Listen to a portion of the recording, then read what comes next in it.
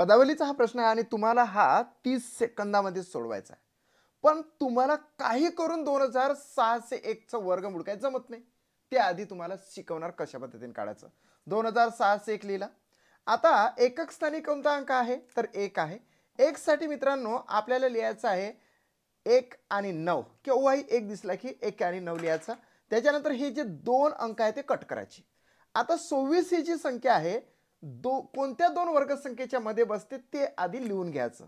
मला सांगा की 5 चा वर्ग 25 आणि 6 चा वर्ग 36 या दोनच्या मध्ये बसते, म्हणून हा 5 इथे लिहायचा आणि हाच 5 इथे लिहायचा. आता 51 आहे की 49 हे त्याच्याला प्रॉपर आन्सर आला पाहिजे. 25 पासून 26 जवळ आहे म्हणून 51 येते. आता तो याचा आन्सर मी विदिन सम सेकंड मध्येच काढणार आहोत. आता बघा या ठिकाणी अंडर रूट मध्ये x, अंडर रूट मध्येच काय झाले x प्लस 14 बरोबर या ठिकाणी आले एकूण किती 51. यस, हे काय झाले 51.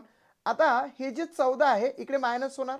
-14 केल्यानंतर या ठिकाणी एकातून 4 गेले 7 राहिले बरोबर, आणि 5तून 2 गेले तर 3 राहिले. मित्रांनो 37 या ठिकाणी आलेले आहे, म्हणून अंडर रूट x बरोबर 37.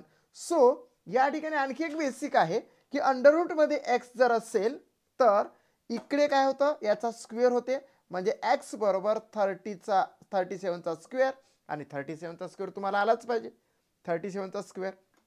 सो या ठिकाणी 37 या ठिकाणी येणार आहे 09 49 7 दूनी 14 14 त्रिक किती 42 म्हणजे 9 6 आणि या ठिकाणी 13 येते, म्हणजे प्रॉपर आन्सर आला आपल्याला किती 1369.